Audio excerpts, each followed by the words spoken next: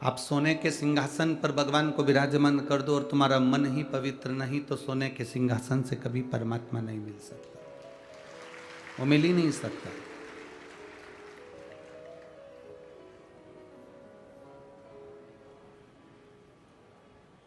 आप अंबर पीतांबर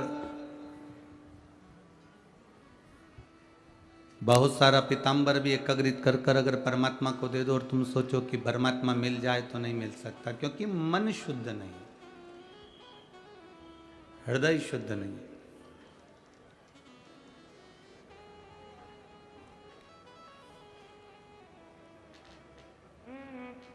स्नान करने के बाद हम दर्पण के सामने जाते हैं और दर्पण में अपना मुख देखते हैं तैयार होते समय।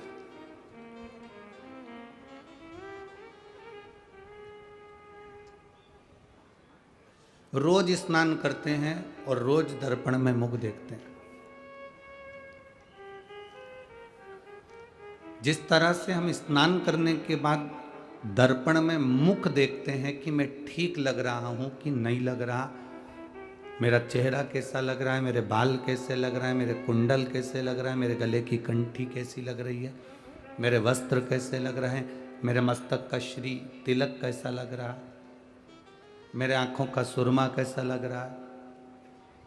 रोज स्नान करने के बाद हम रोज दर्पण देखते हैं कि उसमें हम लग कैसे रहे। उसी तरह जैसे स्नान करने के बाद दर्पण देखते हो कि कैसे लग रहे हो, जब भी कोई कर्म करो, काम करो, उस कर्म को करने के बाद अपने मन के दर्पण को जरूर देखो कि मैंने ठीक करा कि नहीं,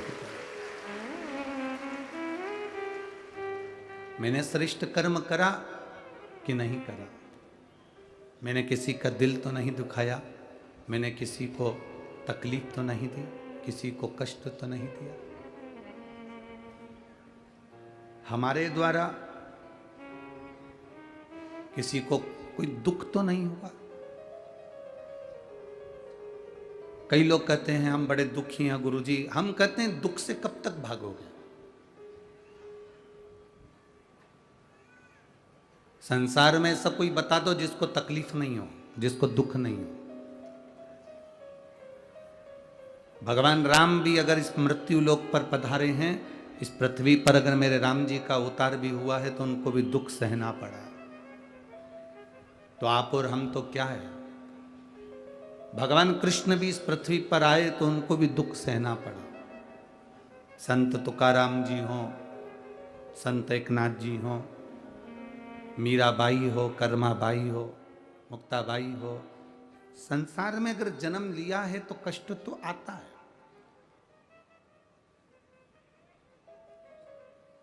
दुनिया के लोगों में और संत में एक बड़ा अंतर है।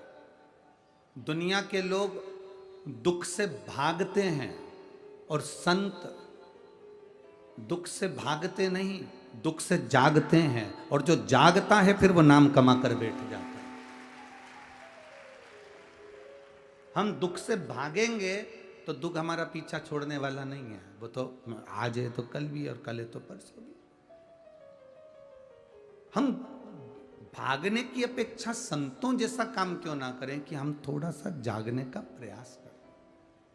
और जब हम जागने का प्रयास करेंगे तो ये निश्चित है कि हम दुख से अगर जाग गए कि हमारी तकलीफ को हमने देख लिया कि मुझे सहना है और सहकर भगवान का भजन करना है और जाग गए, तो फिर ये दुख हमको तकलीफ नहीं देता, फिर हम उस दुख पर भी भारी पड़ जाते हैं और दुख दूर भागने लगता है।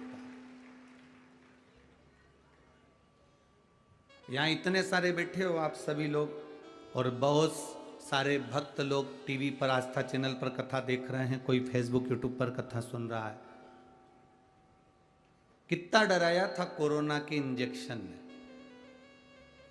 कोरोना की वैक्सीन ने। बोलो सही है कि गलत है। वैक्सीन लगवा लो तो चक्कर आता है, वैक्सीन लगवा लो तो 3-4-8 दिन तक लगवाओगे तो वो होगा। पर जो वैक्सीन लगवाकर आ गए, जिनने वैक्सीन एक बार लगवा ली, जिनने इंजेक्शन लगवा लिया, जिनने इंजेक्शन को लगवाया, वैक्सीन को लगवाया, अब लगवाने के बाद कोई तुमसे पूछता है कि साहब तुमने वैक्सीन लगवाई थी, इंजेक्शन लगवाया था, कोई तकलीफ हुई क्या? तो तुम क्या कहते? अरे हो, कहीं तकलीफ हो? अब इतना थोड़ा बहुत तो सब चलता रहता, पर तकलीफ कोई ऐसी तकलीफ नहीं हुई कि हमको ये हाथ दुख गया, कि हाथ ही 8 दिन तक नहीं उठा, या हमको ये तकलीफ आई। क्योंकि तुम उस दुख से निकल चुके हो, तुमने वो वैक्सीन लगवा ली है, तुमने वो इंजेक्शन लगवा लिया, अब तुम्हें डर नहीं लग रहा। अब तो कोई तुमसे कह दे कि ये कोरोना की 4th डोज है या 3rd डोज है, ये लेना पड़ेगा, तो तुम कह देते हो हमारा नंबर लगाओ, हम लेकर आते हैं। उसमें क्या दिक्कत है? जो दुख को सहन करना चालू कर देता है, जो दुख को सह जाता है, वही दुनिया में नाम कमाकर आगे बढ़ जाता है।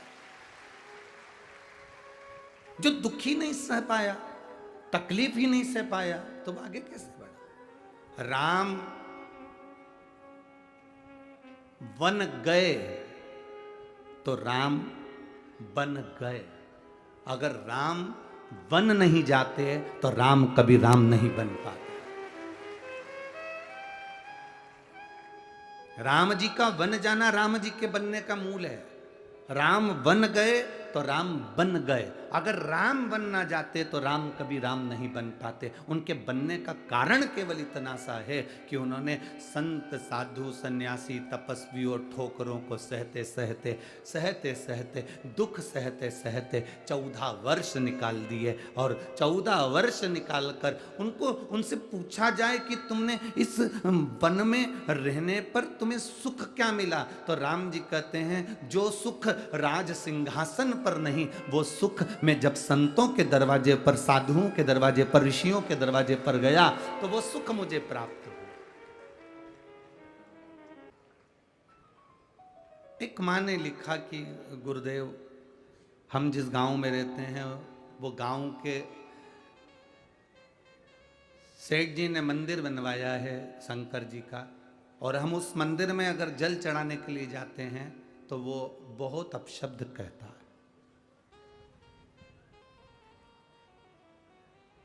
हमारे चक्कर में उसने भगवान को भी ताले में बंद कर दिया कि कोई जल ना चढ़ा।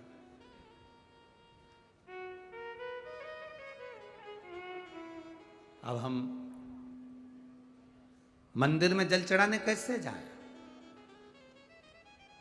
और हमारे गांव में मंदिर भी नहीं है, बस केवल एक ही मंदिर है जिसमें वो सेठ जी का बनाया हुआ है, और वो जल नहीं चढ़ाने देते और कहते हैं कि यहाँ कोई जल नहीं चढ़ाएगा, कोई कुछ नहीं चढ़ाए, और ताला लगा देते हैं। अब हम कहाँ जाएं?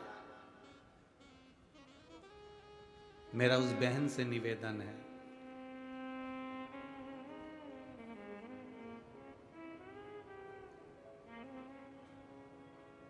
डाकघर एक होता है, बोलो सही है? उस डाकघर के जो डब्बे होते हैं लाल कलर के, इतने बड़े बड़े, वो जगह जगह टंगे होते हैं। चिट्ठी उसमें डाल दो। तुमने डाकघर में जाके चिट्ठी नहीं डाली है, तुमने चिट्ठी उस डब्बे में डाली है। चिट्ठी तुमने जालना भेजी, डब्बे में डाली थी, गई कि नहीं गई? अरे बोलो तो जम के। गई ना, थोड़ा पहुंचने में समय लगा। डाकघर डायरेक्ट जाते, चिट्ठी देते तो जल्दी पहुंच जाती, पर तुमने वो डब्बे में डाली तो थोड़ा पहुंचने में समय लगा।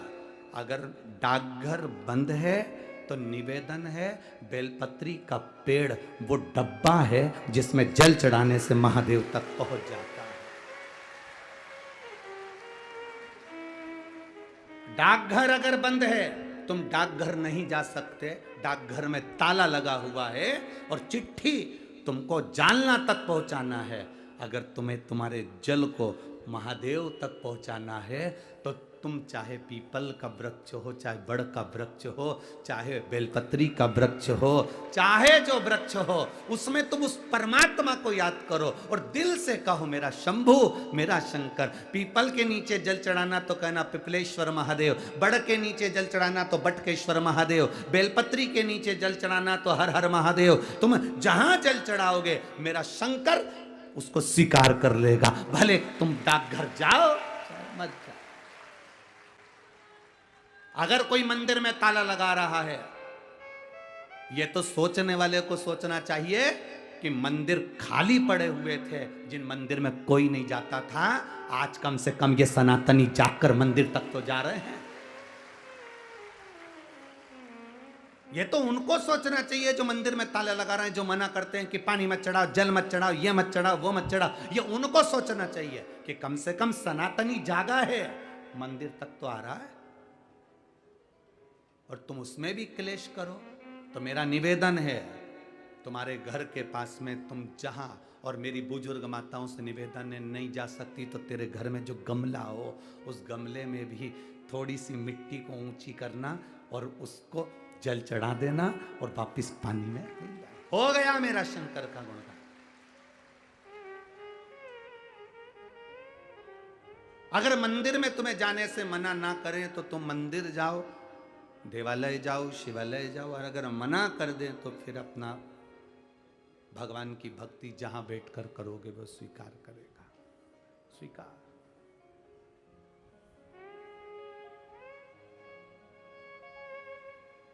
वो क्यों ना सुनेगा?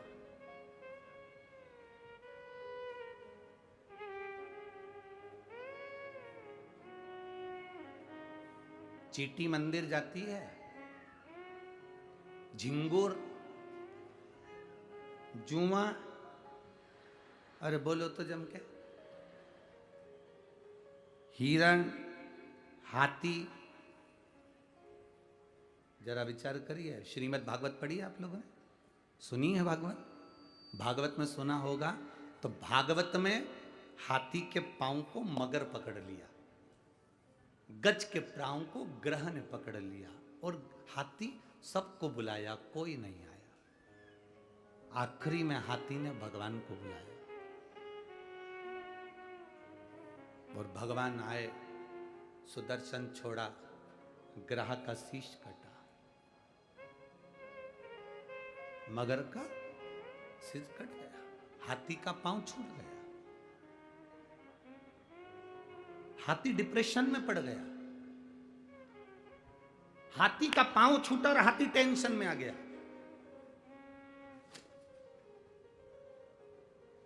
अब जरा विचार करिए, आपने तो भागवत जी में सुना था कि हाथी का पांव छूटा और हाथी का भगवान ने कल्याण कर दिया, मगर का सिर कट गया, ग्रह का शीश कट गया, ये श्रीमद् भागवत में लिखा है। पर आप कह रहे हो गुरु जी की हाथी डिप्रेशन में आ गया, हाथी टेंशन में आ गया। टेंशन में आने का कारण क्या था हाथी का? उस श्रीमद् भागवत को अगर दिल से पढ़े होगे, सुने होगे, तो हाथी टेंशन में क्यों आया, हाथी डिप्रेशन में क्यों पड़ा? हाथी ने भगवान विष्णु को जो देखा, नारायण को जो देखा, तो हाथी ने कहा प्रभु मुझे ये आपने जो करा ये मुझे पसंद नहीं आया। तो भगवान ने पूछा क्या पसंद नहीं आया? भगवान, हाथी कहता है पांव मेरा फंसा था,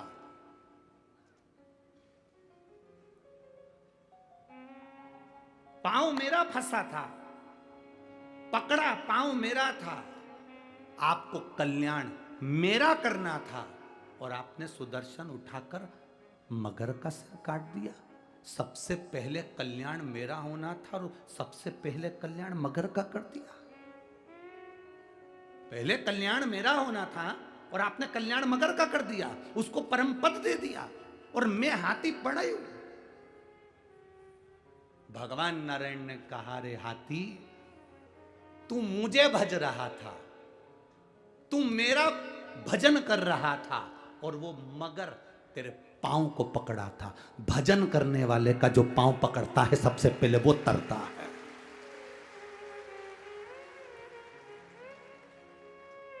भजन करने वाले का, कीर्तन करने वाले का, भगवत भजन करने वाले का पांव जो पकड़ता है सबसे पहले वो तरता है।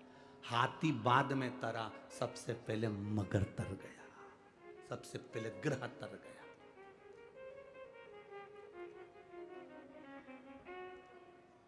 ये तो बाद में तरा है, हाथी तो बाद में गया परम धाम पर, पहले मगर गया, पहले ग्रह गया, क्योंकि उसने चरण हाथी का पकड़ा था, और वो हाथी जो भगवान को पुकार रहा था। आपसे भी निवेदन है जो भगवान की भक्ति में डूबा हुआ हो, भजन में डूबा हुआ हो, मंत्र जाप में डूबा हुआ हो, नाम जाप में डूबा हुआ हो, नाम स्मरण में डूबा हुआ हो, उसके चरण आप अगर पकड़ कर रखे हो तो निश्चित है सबसे पहले कल्याण आपका होगा, फिर कीर्तन वाले का, फिर भजन वाले का।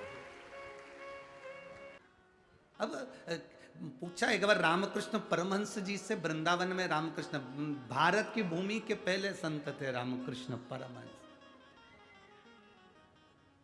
भारत की भूमि के पहले संत थे रामकृष्ण परमहंस, जो मथुरा के रेलवे स्टेशन पर उतरे थे तो पांव के बल नहीं उतरे थे, अपने सिर के बल उतरे थे, सिर के बल, रामकृष्ण परमहंस।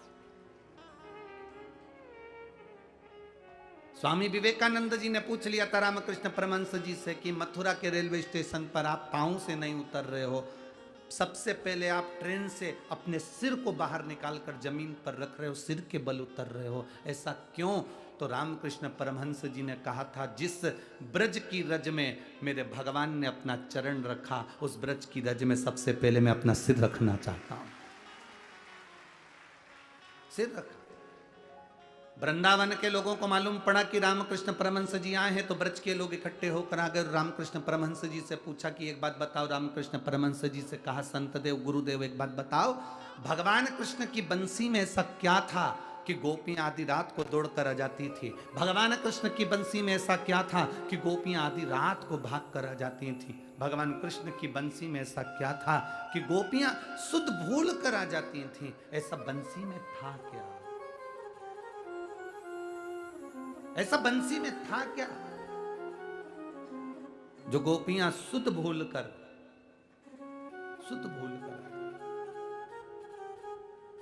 ऐसा क्या है बंसी के? ऐसा ऐसा बंसी में था क्या? भगवान रामकृष्ण परमहंस जी ने कहा, इसका उत्तर हम देंगे। रात्रि को तुम 3 बजे यमुना जी के घाट पर आ जाओ। 3 बजे रात्रि को लोग यमुना जी के घाट पर पहुंच गए, रामकृष्ण परमहंस जी नहीं गए। 4 बज गई, रामकृष्ण परमहंस जी नहीं गए। सुबह की 6 बज गई, रामकृष्ण परमहंस जी नहीं गए। 7 बज गई, तब रामकृष्ण परमहंस जी यमुना जी के घाट पर गए। लाखों की भीड़ थी, सबने पूछा, गुरुदेव बताओ ना, भगवान की बंसी में ऐसा क्या था कि गोपियां आधी रात को अपना घर छोड़कर चली जाती थी? रामकृष्ण परमहंस जी ने कहा, भगवान की बंसी में ऐसा क्या था वो तो मुझे नहीं मालूम, पर आज भी उनकी बंसी में दम है, इसलिए तुम आधी रात को यहां इकट्ठे बैठे हो। आधी रात को तुम इतने सारे आए हो, आज भी उनकी बंसी में कुछ तो होगा, कुछ तो सुख होगा। अर्थात शिव महापुराण की कथा में कुछ तो होगा। जो लोग रात्रि को 2 बजे, 3 बजे, 4 बजे, 5 बजे, 6 बजे, कोई समय नहीं देख रहा, चले भगवत भजन की ओर, कुछ तो होगा। और वो क्या है शिव भगवान की इस कथा में, क्या है शिव महापुराण की इस कथा में, वो तो वही जानता है। आज कथा का विराम दिवस है, मेहमान जाते हैं, मेहमान 10-15 दिन तक रहते हैं, तब तक अपने घर के बच्चों को 500 रुपये नहीं देते हैं। तुम्हारे यहाँ पुणे के मेहमान देते हो रोज 500 का नोट, तो बात दूसरी है। तो ऐसे मेहमान हमारे यहाँ भी भेज देना। मेहमान 15 दिन घर में रहते हैं, अपने घर के बच्चों को रोज 500 रुपये नहीं देते हैं, पर मेहमान जिस दिन जाता है उस दिन देकर जाता है। बस शिव महापुराण भी ऐसी ही है। 7 दिन तक मेरा कुबेर भंडारी इस पुणे नगर में आया। आज पिता जब जा रहा होता है तो अपने घर के पोता पोतियों को टॉफी देकर जाता ही है, कुछ देकर जाता है। जाए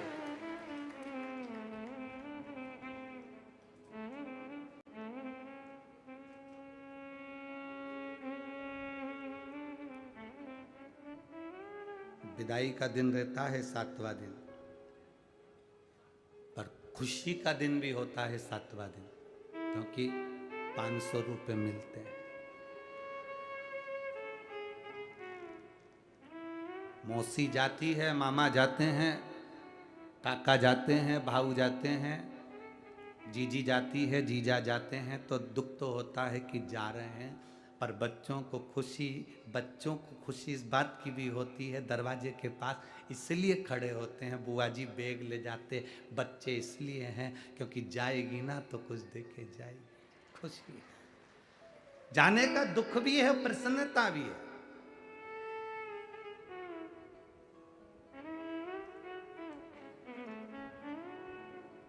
आप भी मेरे भोलेनाथ जी से कहना, बाबा आप जा रहे हो ना कुबेर भंडारी, पर जाते जाते ऐसी कृपा जरूर कर कर जाना, ऐसा धन हमको भी देना कि जिंदगी में एक बार शिव महापुराण की कथा हम भी करवा सके,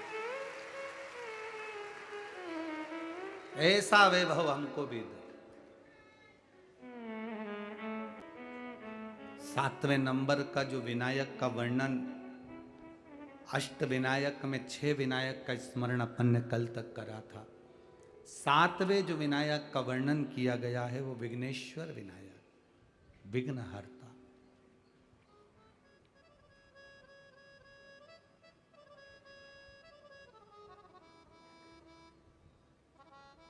पशुपति व्रत करने से, जल चढ़ाने से, शिव महापुराण की कथा सुनने से आपकी जिंदगी में अगर थोड़ा सा भी लाभ मिला है तो एक बार शिव महापुराण की कथा में पहुंचकर बाबा को धन्यवाद जरूर दिया करो कि बाबा तूने खूब दिया, तूने कमी नहीं रखी, तेरी कृपा से मिला।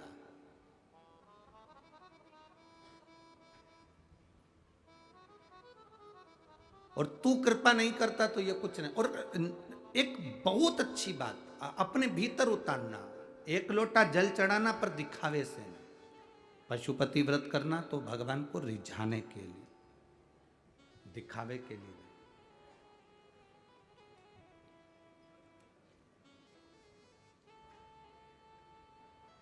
हम बहुत सारी भ्रांतियों में पड़ जाते हैं। आजकल के ज़माने में लोग शिव पुराण को यहाँ से सुन तो लेते हैं, पर सबने अपने अपने नियम अलग अलग बनाकर पशुपति व्रत को बताना चालू कर दिया। पर पशुपति व्रत का जो नियम है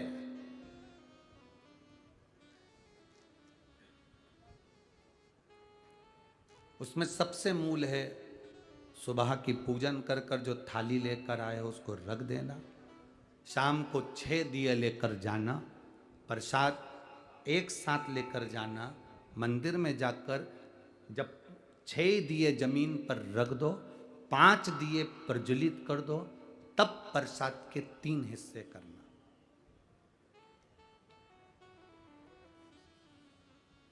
दो हिस्से प्रसाद के मंदिर में छोड़ना, एक दिया जिसको तुमने जलाया नहीं है, प्रज्वलित नहीं किया, उसको उठाकर थाली में रख लेना और प्रसाद का एक हिस्सा रख लेना। बाबा को विनती कर कर पूजन अर्चना कर कर शाम को जब पूजन कर कर घर आओ, घर के अंदर जब प्रवेश करो तो अपना सीधे हाथ पर दिया बाहर बैठकर, बैठना आराम से, ऐसे नहीं बैठना कि अपन कहीं हरके से बैठ जाए, घर की ओर मुख करो, दरवाजे के सीधे हाथ की ओर बैठो, घर की ओर मुख करो और दिया प्रज्वलित करो, विनती करो बाबा आज मेरा पहला पशुपति व्रत है, तो स्वीकार करना। मंदिर में भी कहो और घर में भी कहो। जलाते से घर में अंदर प्रवेश कर कर जब भोजन ग्रहण करो, भोजन के पहले जो मीठे का प्रसाद का एक हिस्सा लेकर आए हो वो पूरा पाइए, उसमें से किसी को नहीं दीजिए। कढ़ाई में अगर प्रसाद बनाया है, भगोनी में प्रसाद तैयार करा है, सीरा बनाया है, मीठी थुली बनाई है या खीर बनाई है, या आपने जो भी बनाया है, मीठा भात बनाया हो, जो भी तुमने प्रसाद के लिए बनाया हो, बस निवेदन इतना है कि कढ़ाई में उतना ही बनाना जितना तुम्हें मंदिर ले जाना। कढ़ाई में छूटना नहीं चाहिए, छूट गया तो प्रसाद के फिर 2 हिस्से वहीं पर होगा, क्योंकि एक हिस्सा तो तुम मंदिर ले गए और एक हिस्सा कढ़ाई में पड़ा की पड़ा रह गया, तो फिर वो पशुपति व्रत स्वीकार नहीं होगा। बनाना उतना ही जितना पूरा की पूरा मंदिर चले जाओ। फिर मंदिर में 3 हिस्सों पर कढ़ाई में 3 हिस्से नहीं।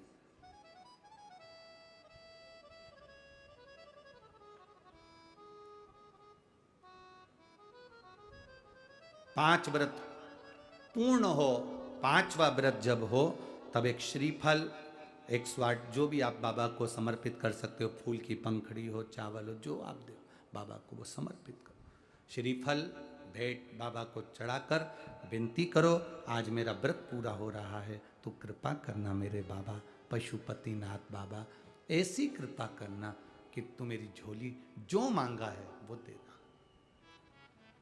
थोड़ा रुकना। फिर अगर कार्य तुमने दिल से करा है, अगर व्रत, बाबा स्वीकारेगा। दिल से करा है, स्वीकारेगा। कल एक पत्र आया था, उस पत्र में एक बुजुर्ग व्यक्ति ने अपने पत्र में लिखा था, अगर वो बैठे हों, पत्र ढूंढना बड़ा मुश्किल बात है क्योंकि बहुत पत्र है। तो उन्होंने अपने पत्र में एक बात लिखी थी कि गुरुजी, मैं 65 साल की मेरी उम्र है।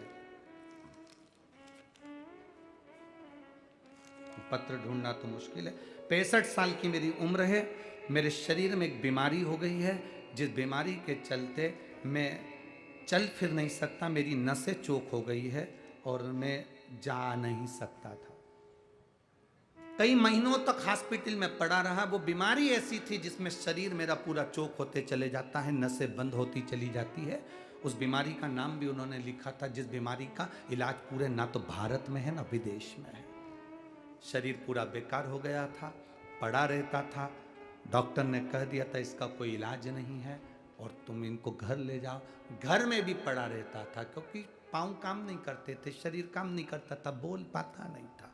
धीरे धीरे शरीर ने पूरा जकड़ लिया था, बस मृत्यु की कतार पर था। जिसने पत्र लिखा हो, अगर वो बैठे हों, 65 साल की उनकी आयु है, अगर वो बैठे हों, पत्र जिनने लिखा था, कल नाम मेरे को ढूंढना पड़ेगा इसमें से, तो उन्होंने पत्र में लिखा, किसी बेटी ने लिखा था कि मेरे पिताजी की यह स्थिति थी और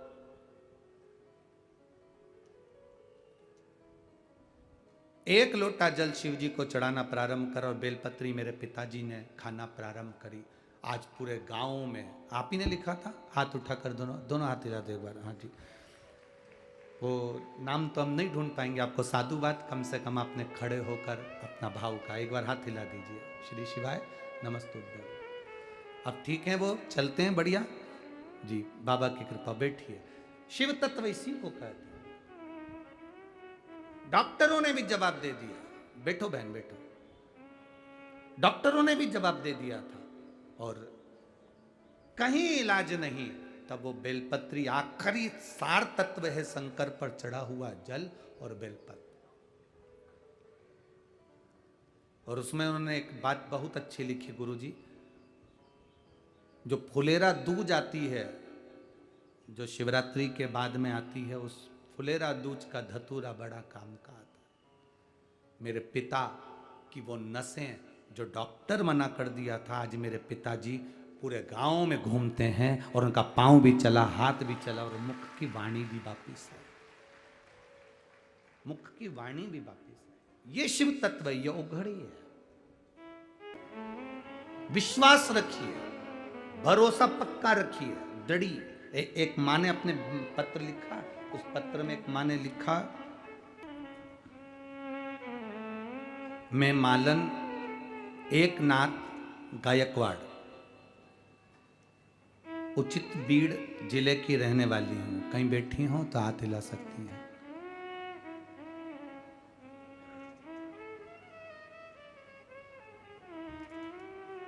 मैं गृहिणी हूं, 7 साल हो गए हैं हम लोग पुणे में हड़पसर में रहते हैं। बाबा का हम क्या गुणगान करें गुरुदेव। मेरे पति के पैर में खून के थक्के जम गए थे। वो थक्के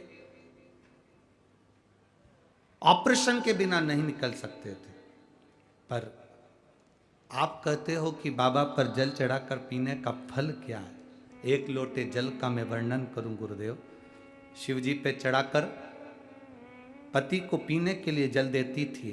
3 महीने भी नहीं हुए और मेरे पति का पांव चलना प्रारंभ हो गया और खून के तक्के समाप्त हो गए। कहीं बैठी हो तो हाथ हिला सकते हैं। मेमालन एक नाथ गायकवाड़। शिव तत्व किसको कहते हैं? शंकर की उदारता किसको कहते हैं? रामचरितमानस में तुलसीदास जी ने लिखा, शंकर विश्वास रूपिणो। शंकर है क्या? केवल विश्वास, केवल भरोसा। आपका भरोसा अगर जिस दिन पक्का हो गया, उस दिन शिव को मिलने में देरी नहीं होगी, उस दिन शंकर भगवान को मिलने में देरी नहीं होगी। एक कथा, अष्ट विनायक में से एक विनायक है विघ्नेश्वर, विघ्नहरण विनायक। विघ्न एक भगवान का परम भक्त।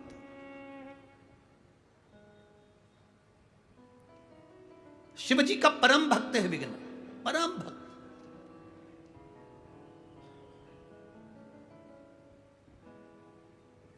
अब वो विघ्न शिव जी का परम भक्त है, भगवान शंकर की आराधना करता है, उपासना करता है, स्मरण करता है, एक लोटा जल भी समर्पित करता है, सारा भगवत भजन में डूबा रहता है।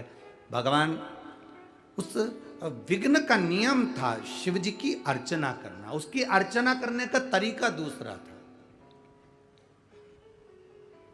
विघ्न की अर्चना करने का तरीका दूसरा था। वो क्या करता था?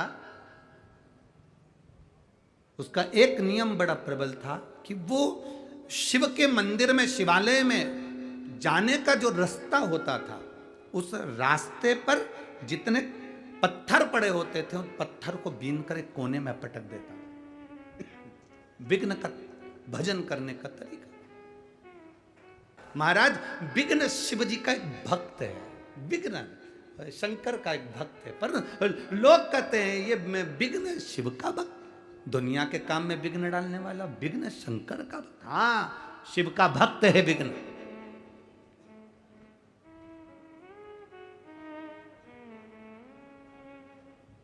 शंकर भगवान का भक्त है विघ्न।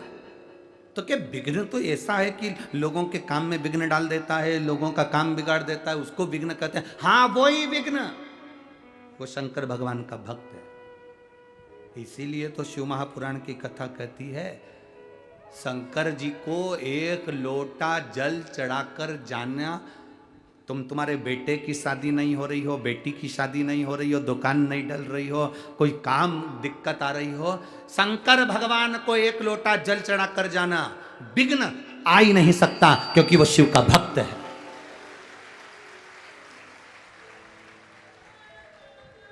शंकर का भक्त है विघ्न, वो कहां विघ्न आने देगा? हमसे लोग कहते हैं शंकर भगवान को जल कितनी बजे चढ़ाए। हमने कहा तुम्हारी मर्जी पड़े तब चले जाओ, तुम्हारा मन करे तब जाओ। बाप और घर की माँ, माता और पिता कमरे में कम रहते हैं, हॉल में ज्यादा रहते हैं। हॉल में इसलिए रहते हैं कि बड़ी बहू आएगी तो बात हो जाएगी, छोटी आएगी तो बात हो जाएगी, बेटा आएगा उसको देख लूंगी, बड़ा बेटा आएगा उसको देख लूंगी। घर के जो बुजुर्ग होते हैं वो कमरे में बंद नहीं रहते। मेरे भगवान नारायण बैकुंठ में रहते हैं, ब्रह्मा ब्रह्मलोक में रहते हैं, इंद्र इंद्रलोक में रहते हैं। केवल एक शंकर भगवान ऐसे हैं जो खुले में रहते हैं, जब मर्जी पड़े तब आ जाओ, तुम्हारा मन करे तब आओ।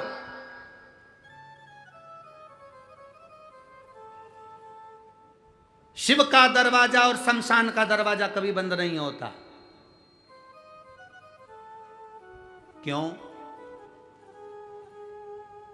काल कब आएगा ये किसको मालूम है? जब काल आएगा तो लोग शंकर को याद करेंगे। इसलिए ये तो अब शंकर जी के मंदिर में दरवाजे होने लगे, नहीं तो शिव जी के मंदिर में कपाट नहीं होते थे। शंकर जी के मंदिर में कपाट नहीं है, कपट नहीं है और झंझट नहीं है।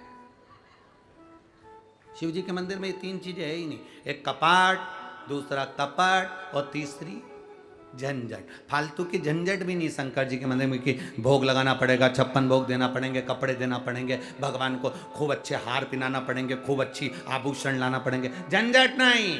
शंकर जी के मंदिर में। भगवान तो कह रहे तू कुछ भी मत ला, एक लोटा जल चढ़ा कर चले जा। इतना भी नहीं बने तो 3 बार ताली बजा कर चले जा। इतना भी नहीं बने तो हर हर महादेव बोलकर चले जा। इतना भी नहीं बने तो मेरे शिखर का दर्शन कर कर चले जा। और एक चोर तो ऐसा विचित्र था, शंकर जी के मंदिर में चोरी करने गया, जब उसको चोरी के लिए जलाधारी उतारना थी तो टेबल कुर्सी नहीं मिली तो शंकर जी पे चढ़ गया।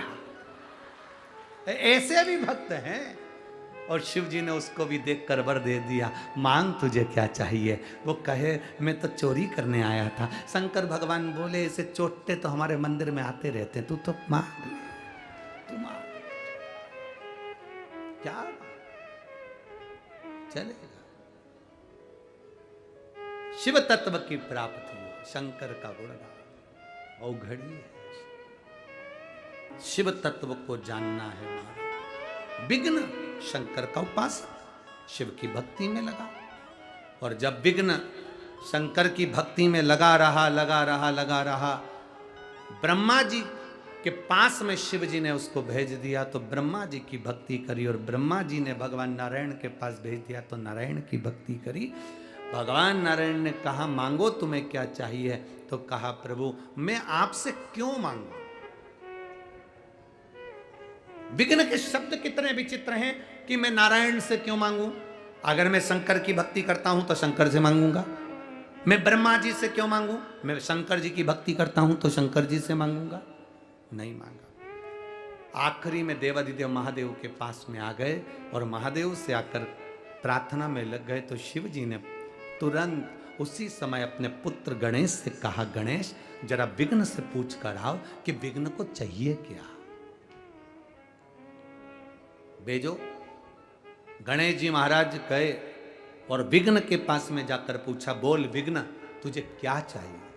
विघ्न कहते हैं मुझे वर दीजिए।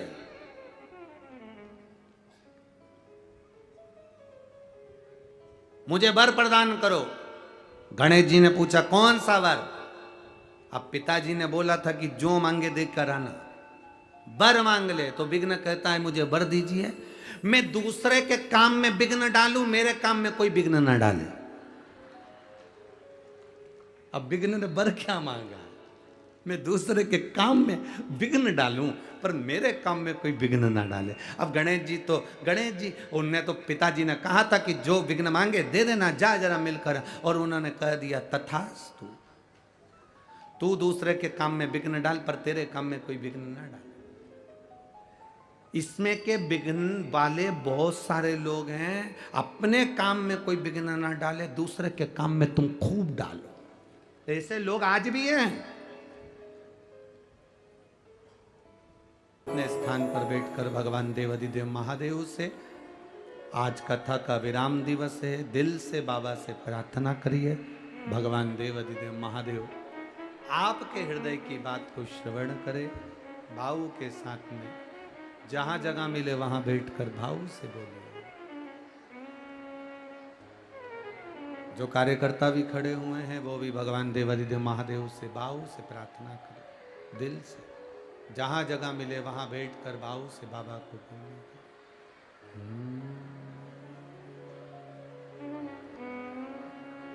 श्री शिवाय नमस्तु, श्री शिवाय नमस्तु, श्री शिवाय नमस्तु, श्री शिवाय नमस्तु, श्री शिवाय नमस्तु। भगवान शिव की कथा कहती है विघ्न ने गणेश जी से वर पा लिया। अब वर पाने के बाद तो इतना प्रबल हो गया कि वो हर एक के कार्य में विघ्न डालने लगा। जब सबके कार्य में वो विघ्न देने लगा तो भगवान देवादिदेव महादेव के पास में सूचना गई। भगवान ब्रह्मा जी ने और भगवान विष्णु ने जाकर भगवान देवादिदेव महादेव से स्तुति करी। कि आपका परम प्रिय शिष्य विघ्न गणेश जी से वर पाकर सब दूर विघ्न डाल रहा है, तो भगवान शंकर जी ने कहा एक काम करो ना कि देवता उसके कार्य में विघ्न डालो। ना ना ना, उसने वर मांग लिया कि मैं सबके यहां विघ्न डालूं पर कोई मेरे यहां विघ्न नहीं डाले। ऐसे दुनिया में बहुत लोग होते हैं जो अपने भीतर की बुराई नहीं देखते,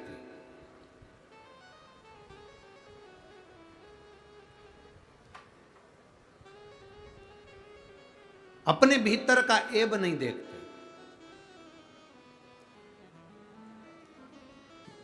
दूसरे का देख रहे। शिव पुराण कहती है एक उंगली अगर हमने किसी पर उठाई है तो ये 3 उंगली हमारी ओर जाती है कि तुम अपने अंदर झांक कर देखो कि तुम कैसे हो। उसमें एक गलती है तो तुम में 3 गलतियां भरी पड़ी। हम अपने अंदर की गलतियों को नहीं देखते। वो कहते हैं ना, एक व्यक्ति जा रहा था, गुलाब के फूल को देखकर बोल दिया कि गुलाब कितना सुंदर है, पर कांटे नहीं होते तो कितना अच्छा होता। कोयल को देखकर बोला कोयल कितना सुंदर बोलती है, पर काली नहीं होती तो कितना अच्छा होता। समुद्र के जल को देखकर बोला कि समुद्र का जल कितना सुंदर है, पर खारा नहीं होता तो कितना अच्छा होता। समुद्र का जल, कोयल और गुलाब का फूल तीनों ने मिलकर कहा, रे मनुष्य, तुझ में दूसरे की बुराई देखने की आदत नहीं होती तो तू कितना अच्छा होता। तू खुद दूसरे की बुराई देखने में लगा हुआ है, दूसरे की निंदा करने में लगा हुआ है, अपने भीतर का ऐब नहीं देख पा रहा, अपने भीतर की बुराई नहीं देख पा रहा, अपने भीतर की निंदा हम नहीं देख पा रहे। हम दूसरे का ऐब देख रहे हैं। भगवान शिव जी ने गणेश जी को बुलाया, तूने विघ्न को क्या वर दे दिया? प्रभु आप ही ने तो कहा था कि देकर आ जाना, दिया है।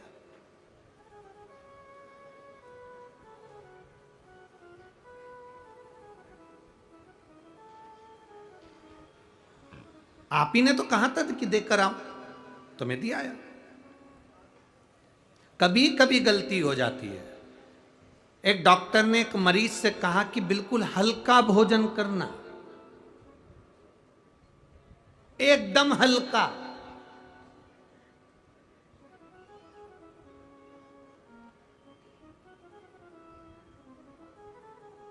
अब उसने सोचा है सबसे हल्का भोजन क्या हो सकता, सबसे हल्का भोजन क्या हो सकता है। तो विचार में पड़ा।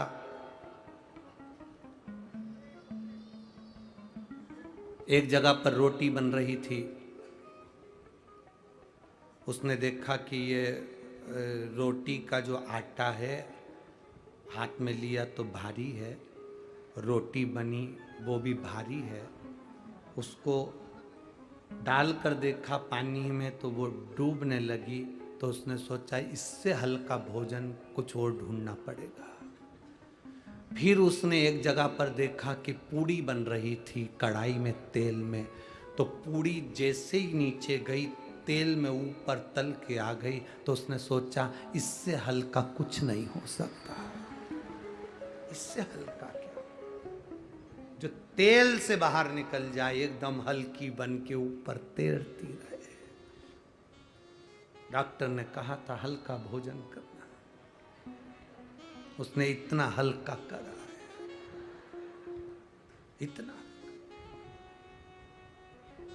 शिव कथा कह रही है भाई। गणेश जी से कहा था कि तुम वर देकर जाना, अरे समझकर तो वर देना था।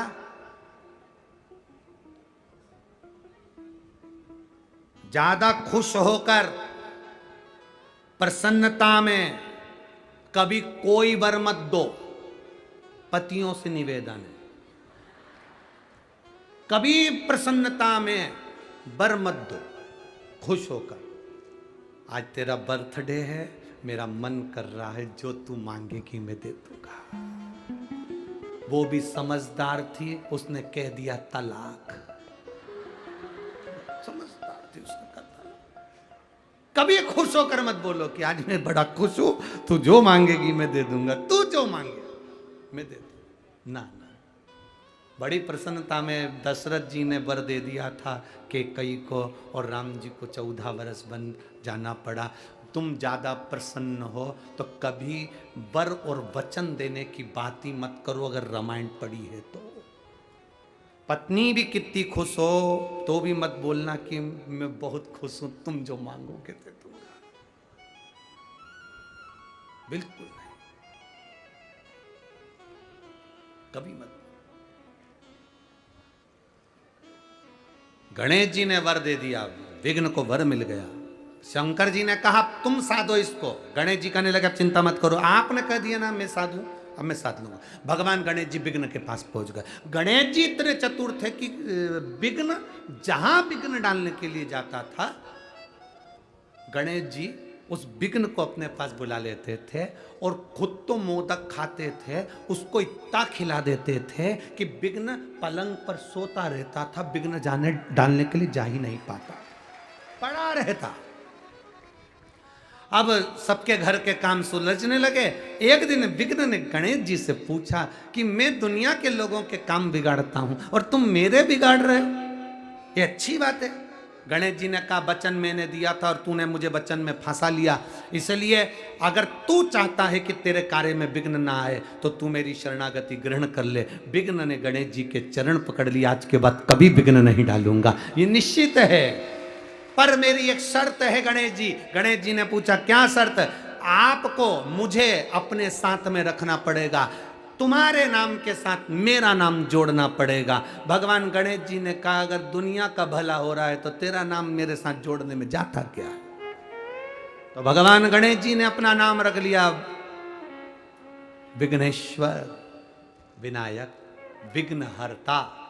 गणेश जी ने जैसे विघ्नहर्ता अपना नाम रखा, विघ्न ने कह दिया प्रभु मैं वचन देता हूं मेरे नाम के साथ जो आपका नाम लेगा, आपके नाम के साथ मेरा नाम लेगा, उसकी जिंदगी में कभी कोई विघ्न ही नहीं आएगा। वो विघ्न विनायक, बोल विघ्न विनायक भगवान की जय, श्री विघ्नेश्वर विनायक भगवान की जय। ये 7वें नंबर के विनायक थे। अब 8वें नंबर के जो विनायक आए हैं वो महागणपति हैं। क्या नाम है उनका? महागणपति।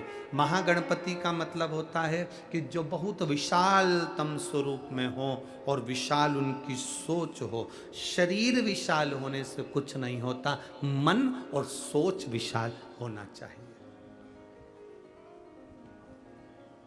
मकान बड़ा होने से कुछ नहीं होता, घर बड़ा होने से कुछ नहीं होता, दिल बड़ा होना चाहिए। तो समझो कि आप महागणपति हैं।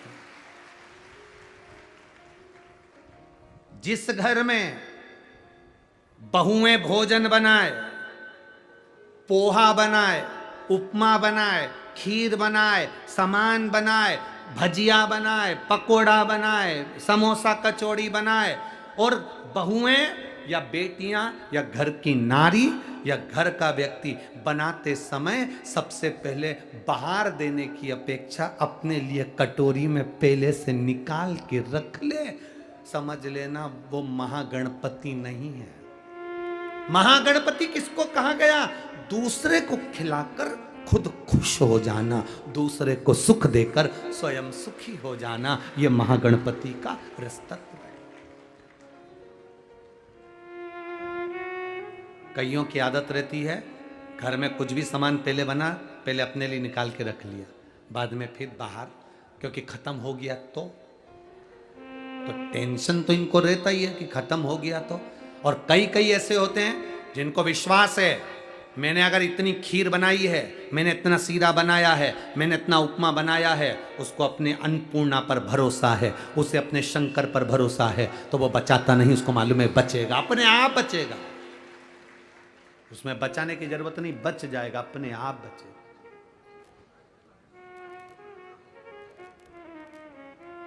वो बचेगा। अपने आप पर भरोसा करो, मेरे महादेव पर भरोसा करो, समय आया। तारकासुर के 3 पुत्र हैं, तारकाक्ष, विदुम्माली, कमलाक्ष की। इन तीनों ने भगवान ब्रह्मा जी का वर प्राप्त करा। भगवान ब्रह्मा ने कहा मांगो तुम्हें क्या चाहिए, तो इन्होंने कहा हमारे पिता तारकासुर चले गए, हमको वर दो। क्या वर चाहिए? 3 पुरियों का निर्माण करें, 3 नगर बसाए जाएं, 3 पुरियां बसाई जाएं। उन 3 पुरियों में हम निवास करें और 3 पुरियों में हम निवास करें। ब्रह्मा जी ने कहा और क्या चाहिए? हमारे प्राण कभी ना छूटे। भगवान ब्रह्मा जी ने कहा यह तो हो नहीं सकता कि तुम मरोगे नहीं, मृत्यु अटल सत्य है। रोटी खाओ तो भी मरोगे, नी खाओ तो भी मरोगे, बादाम खाओ तो भी मरोगे, नी खाओ तो भी, पिज्जा खाओ तो भी मरोगे, नी खाओ तो भी मरोगे, कथा सुनो तो भी मरोगे, नी सुनो तो भी। कोई महाराज तुमसे कह दे कि कथा सुन लो तुम मरोगे नहीं, तो हमको भी मिलवा देना, उसमें क्या दिक्कत? कथा सुनोगे तो मरोगे और नहीं सुनोगे तो मरोगे। तो किसी ने सुन लिया कि कथा सुनने पर भी मरना है, तो आते से ही बोला हम काय को सुने जब मरना ही है। तो हमारा निवेदन केवल इतना है, कथा सुनकर मरना और नी सुनकर मरना, उसमें अंतर इतना है, बिल्ली अपने बच्चे को मुख से पकड़कर 7 घर लेकर जाती है, उसका बच्चा मरता नहीं है। बिल्ली अपने मुख से चूहे को पकड़ती है तो चूहा बचता नहीं है। कथा सुनकर मरोगे तो काल के ग्रास में ना आकर नरक नहीं भोगना पड़ेगा, संसार सागर में फिर जन्म नहीं लेना पड़ेगा। और अगर कथा नहीं सुने तो फिर जन्म, फिर मरण। कथा सुनकर अगर मर गए तो मुक्ति है, मोक्ष है, बार बार जन्म नहीं होता, बार बार जन्म नहीं। सुनो, मृत्यु तो सत्य है, मरना सबको है, सबको मालूम है। जितने यहां कथा सुन रहे हैं, जितने टीवी पर कथा सुन रहे हैं, जितने मोबाइल पर कथा सुन रहे हैं, जितने पंडाल में कथा सुन रहे हैं, और जितने जहां जहां तक आवाज जा रही है, सबको मालूम है कि मरना तो है। तो फिर करना क्या है? मरना तो सबको है, तो फिर करें क्या? तो बस एक काम करो, मरना तो है तो एक काम करो, जो तुमने जोड़ के रखा है उसको अपने ऊपर खर्च भी करते चलो और अपनी जिंदगी को सुखमय जियो।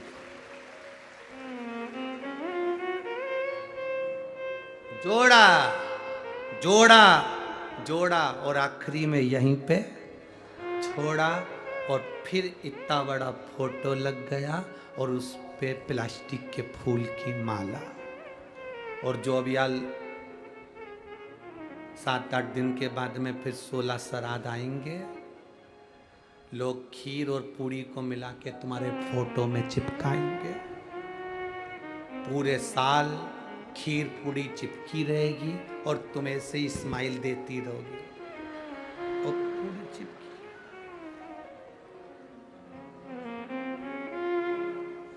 इसलिए एआई सबसे अच्छा काम है, जो जोड़ा है उसका उपयोग करो।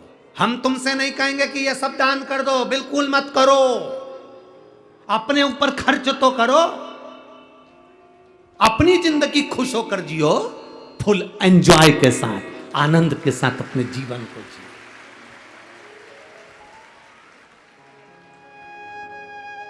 पेट भरने की जवाबदारी उस परमात्मा की है, पेटी भरने की जवाबदारी उस परमात्मा की नहीं है। पेटी तुमने भरी है तो उसका उपयोग करो, अच्छे से उपयोग करो। हम खा ही नहीं रहे, अच्छे से रह ही नहीं रहे, जब देखो जब रोने की जिंदगी जीते रहते हैं, बड़ी दुखी हूँ, बड़ी दुखी हूँ। भगवान भी कहेगा काय को दुखी है, मेरे पास तो कुछ है ही नहीं, बहुत गरीब हूँ। भोलेनाथ बोले काय की गरीब है, एक एक किडनी दी है, 5-5 लाख की बेचिया।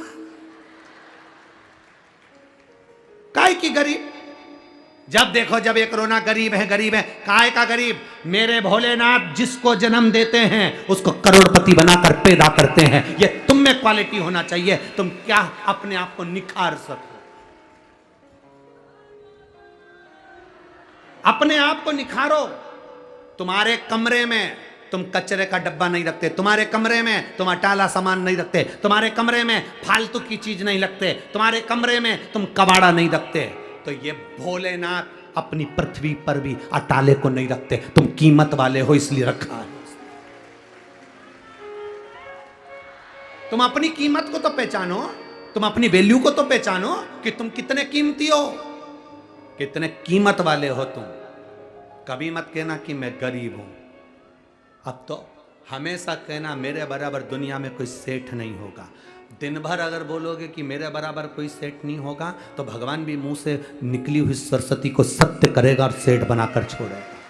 हमने पहले भी कहा, कोई जल्दी बनता है, कोई लेट बनता है, कोई जल्दी बनता है, कोई लेट बनता है। भोलेनाथ को जल चढ़ाने वाला एक दिन सेठ जरूर बनता है, निश्चित है।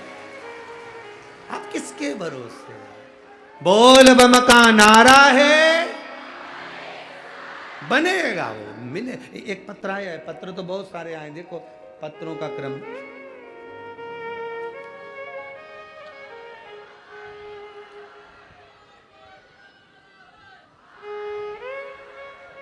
गुरुदेव, मेरा नाम कविता दिलीप डांगी है, मैं कोडवा पुणे से, महाराष्ट्र से हूं। कहीं बैठी हैं? कविता दिलीप डांगी, कोडवा, सही है? हैं? हाँ ठीक है, तुम समझ गए ना, पुणे महाराष्ट्र से। हमने आपकी शिव महापुराण की कथा 2019 से सुन रहे हैं, लॉकडाउन से। गुरुदेव, 2021 में मेरी बेटी की शादी हो गई, 2022 में उसकी डिलीवरी हुई, तब उसके पशुपति व्रत का स्मरण करा। बाबा की कृपा का मैं क्या वर्णन करूं गुरुदेव। उसकी डिलीवरी हुई, उसको एक बेटा हुआ। डिलीवरी के 10 से 12 दिन बाद गुरुदेव, हम पशुपति नाथ व्रत का वर्णन करना चाहते हैं कि मेरी बेटी ने जब पशुपति व्रत करे तो उसका फल क्या है। डिलीवरी के 10 से 12 दिन बाद उसके बच्चा जो था उसके सिर में पानी भरा गया। पानी भराया, भराने के बाद उसकी नसें ब्लॉक हो गई, खून के थक्के उसके सिर में जम गए और मेरे बच्चे की आंख भी टेढ़ी होने लगी, शरीर काम करना बंद करने लगा। डॉक्टर ने सीटी स्कैन करवाया और बोल दिया एमआरआई करके कि ये बच्चा के तो सारी नसें की ब्लॉक हैं, ये बच्चा तो पूर्ण तरह से बेकार है, आंखें भी इसकी तिरछी होने लगी हैं, कुछ कह नहीं सकते। अब करें क्या? इतने छोटे बच्चे के सिर में इतना बड़ा रोग, खून के थक्के पूरे सिर में जमे हैं, आंख भी टेढ़ी हो रही है, तब करें क्या? तब मेरी माँ ने कहा कि पशुपति व्रत का स्मरण करो। पशुपति नाथ का व्रत किया। दुख की घड़ी में शिव कैसे याद आए? शंकर जी के मंदिर जाती, जल लाती, बच्चे के शरीर में लगा देती, शरीर में लगाती तो 2 बूंद उसके मुख में भी दे देती। बाबा से प्रार्थना करती, इतना छोटा सा बेटा है, आपका है, आप संभालो बाबा। पशुपति व्रत करना प्रारंभ करा, बाबा पे जल चढ़ाना प्रारंभ करा। दूसरी बार डॉक्टर ने एमआरआई करने के लिए बुलाया और बुलाकर डॉक्टर ने कहा इसके सिर में जितने खून के थक्के दमे थे वो सारे के सारे मिट गए हैं, अब इसकी आंख भी ठीक होना प्रारंभ हो गई है। ये शिव तत्व है, योग घड़ी। कहीं बैठी हो तो हाथ हिला सकती हैं। बैठी हैं? बच्चे को लाए हो क्या साथ में? नहीं लाए तो हाथ हिला दो, बस हाथ हिला दो। शिव तत्व की प्राप्ति है। बैठिए। हर हर महादेव। ओघड़ी है शंकर, दयालु है शिव। महाराज भगवान शिव, भगवान गणेश त्रिपुरा,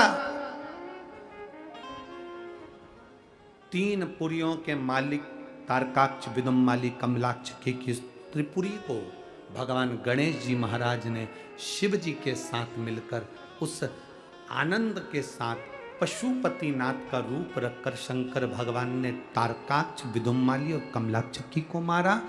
और जो 3 पुरियां बनी थी उस पुरियों को गणेश जी महाराज ने पूरा भस्म कर डाला। तब देवताओं ने गणेश जी का जय जयकार कर कर उन्हें महागणपति के संबोधन से संबोधित किया।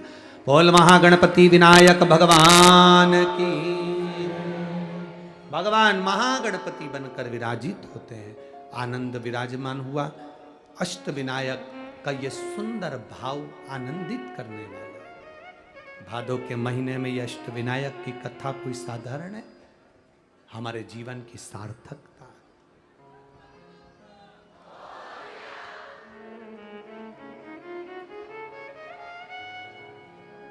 ये आनंद देने वाली। महाराज आगे 12 ज्योतिर्लिंग का चरित्र तुमरुका जी ने चंचूला देवी को श्रवण कराया। प्रथम सोमनाथ जी का वर्णन करा, चंद्र की काया के रोग से मुक्त करा। मल्लिकार्जुन का वर्णन किया, कार्तिकेय बाबा रुष्ट होकर चले गए थे, उनको शिव पार्वती ने राजी किया। फिर अगला वर्णन आया है श्री महाकाल, दूषण नाम के राक्षस के संहार के लिए भगवान कालाधिपति प्रकट। फिर वर्णन आया ओमकारेश्वर, विंध्य नामक पर्वत के तप करने पर भगवान ओमकार के रूप में विराजमान। फिर वर्णन है श्री केदारेश्वर, नर नारायण ने तप कर कर भगवान शिव को विराजित किया।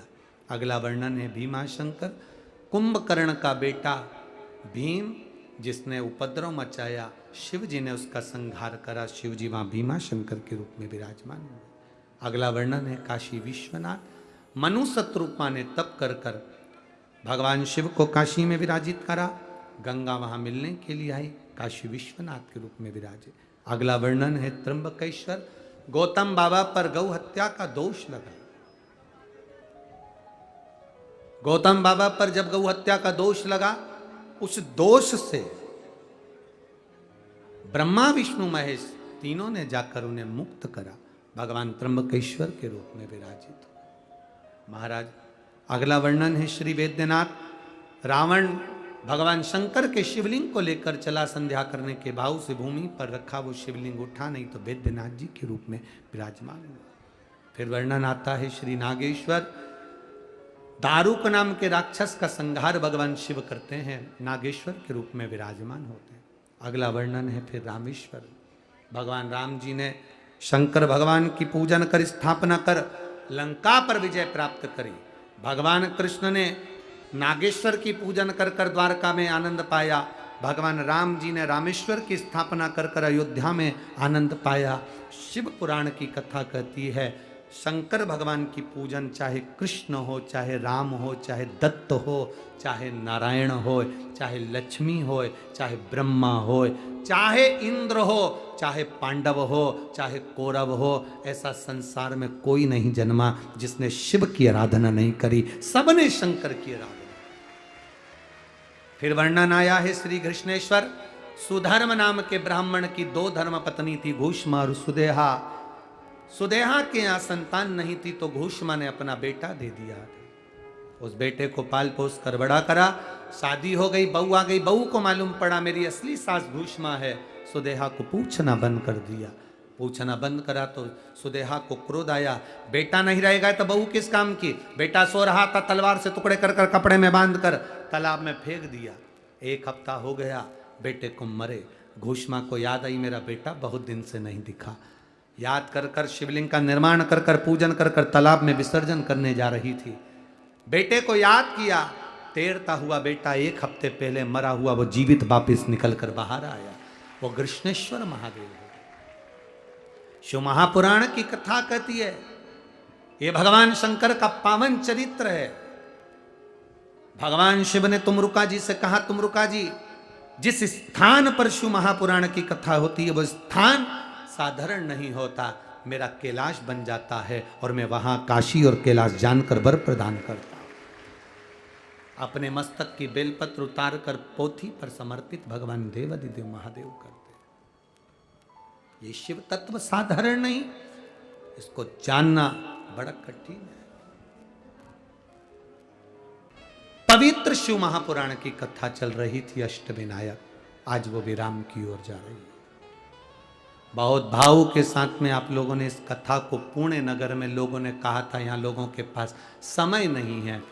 पुणे में लोग पति पत्नी सब नौकरी में लगे रहते हैं, कोई कथा में बहुत कम लोग आएंगे, पर आप लोगों ने तो इतिहास रच दिया। महाराष्ट्र का इतिहास रच, लाखों की संख्या में आप लोग पहुंचे हैं। भाव से इस कथा का रस तत्व आपने ग्रहण किया है। मेरे देवाधिदेव महादेव से प्रार्थना करना, बाबा झोली लेकर आए हैं, मेरे जीवन में सब सुख देना, समृद्धि देना, वैभव देना, ऐसी कृपा करना, हमारे जीवन में कभी तकलीफ ना आए, तो दुख काटना, आनंदता प्रदान करना। देखिए कथा के पंडाल में जो मांगा जाए वो दिल से मांगो, वो दिल से देता। देवता देते हैं पल्ला झाड़ कर और भोलेनाथ देता है छप्पर फाड़ कर। ऐसी शिव की कृपा। तो बाबा देवाधिदेव महादेव की कथा यहां विराम ले रही है। एक बार दोनों हाथ उठाकर हर हर महा